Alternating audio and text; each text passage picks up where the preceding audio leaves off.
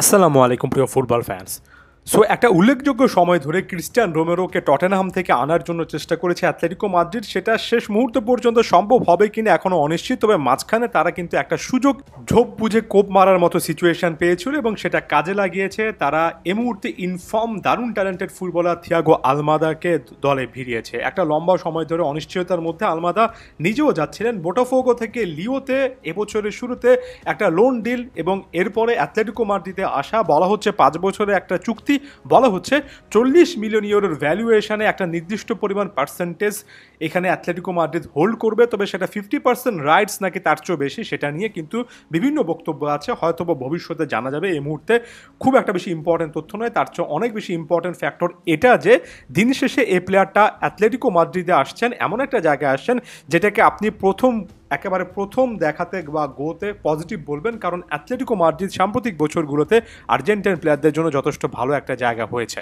যেমন বর্তমানে এই দলটার দিকে যদি আপনি তাকান, একজন হুলিয়ান আলভারেজকে পাবেন, জুলিয়ানো সিমিওনিও কিন্তু তার বাবার অধীনে যথেষ্ট ভালো ফুটবল খেলছেন, আর্জেন্টিনা জাতীয় দলে জায়গা করে নিয়েছেন। আপনি এই মুহূর্ত পর্যন্ত রড্রিগো ডিপলকে পাবেন, মাত্র কিছুদিন আগ পর্যন্ত আনহেল কোরিয়া এখানে ছিলেন, নাহুয়েল মলিনাকে পাবেন, গোলকিপার হিসেবে ব্যাকআপ অপশন হিসেবে হুয়ান মুসোকে পাবেন।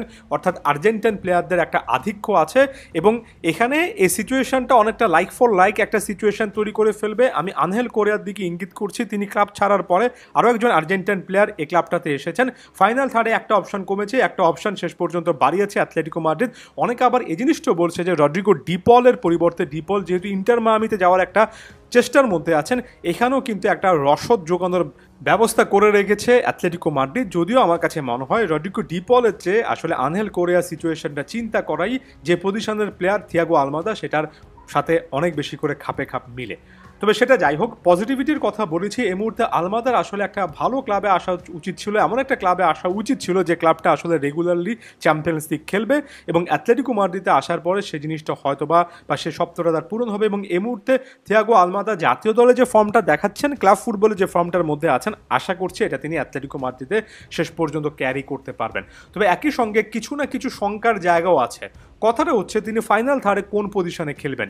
এই দলটাতে আপনি যদি ওভারঅল ফরমেশন দেখেন কিংবা সর্বশেষ ম্যাচগুলোতে যদি সিচুয়েশনটা দেখেন, মোটামুটি এরা মিডফিল্ডে 4 জন রেখে খেলে। ফাইনাল থার্ডে একজন আতোয়ান গ্রিজমান, তার সাথে একজন হুলিয়ান আলভারেজ মোটামুটিভাবে থাকেন। এর মধ্যে আতোয়ান গ্রিজমান যথেষ্ট নিচে নেমে খেলার চেষ্টা করেন, এমনকি হুলিয়ান আলভারেজও পুরো মাঠ জুড়ে কিন্তু তার একটা অবস্থান রাখেন।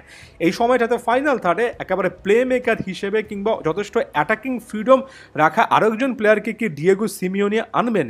এই মুহূর্তে পর্যন্ত উত্তরটা না মনে হচ্ছে, কারণ যারা আমরা ডিয়েগো সিমিওনিকে লম্বা সময় ধরে চিনি তারা খুব ভালো করে জানি যে সিমিওনি খুব বেশি অ্যাটাক মেন্টালিটির কোচ নন, মূলত ডিফেন্স ফার্স্ট এবং ডিফেন্সটাই মূল এমন একটা স্ট্র্যাটেজির প্লেয়ার। এবং এই জায়গাতে এসে কিছুটা হলেও কিন্তু আসলে হোঁচট খাচ্ছে থিয়াগো আলমাদার কথা চিন্তা করে।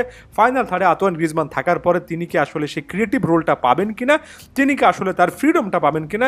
কারণ আমরা এর আগে আর্জেন্টিনার বিপক্ষে ম্যাচও দেখেছি, যখন আপনি আলমাদাকে একটা ফ্রিডম দেন, যেমন লিওনেল মেসি মাঠে না থাকলে যখন আলমাদা ডিবক্সের আশেপাশে জায়গাগুলোতে মুভ করতে পারেন, সেখান থেকে তিনি কিন্তু গোল করে আসতে পারেন।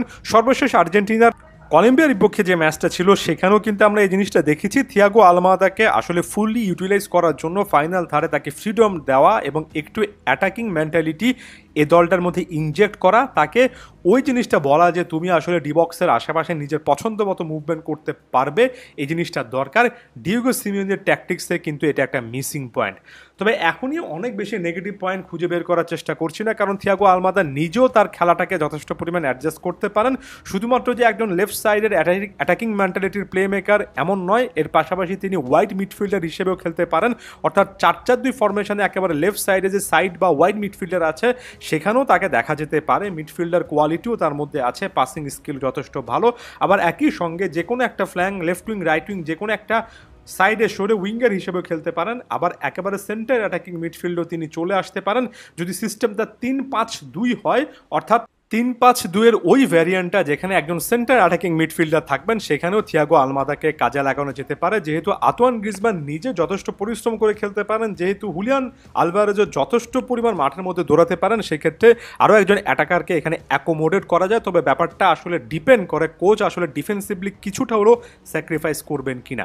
তবে সেটা যাই হোক, এই ট্যাকটিক্যাল ব্যাপারগুলো নিয়ে আমরা সিজন শুরু থেকে আলোচনা করতে পারবো। আপাত দৃষ্টিতে থিয়াগো আলমাদার জন্য এই মুহূর্তে এটা পজিটিভ একটা সাইন, কারণ দিন শেষে MLS-এ একটা খ্যাতি অর্জন করার পরে ইউরোপে আসার পরটা তার জন্য এতটা স্মুথ হয়নি, তবে এখনও বয়সটা যেহেতু কম, এখনও তার ক্যারিয়ারের একটা লম্বা অংশ কিন্তু সামনে পড়ে আছে। থিয়াগো আলমাদা ভালো করবেন, মাত্র 24 বছর বয়সের কথা বলছিলাম, সামনে এই সুযোগগুলো কাজে লাগাবেন, জাতীয় দলের ফর্মটা ক্লাব ফুটবলে আরও বেশি করে দেখা যাবে, এটাই আশা করব। ধন্যবাদ সবাইকে।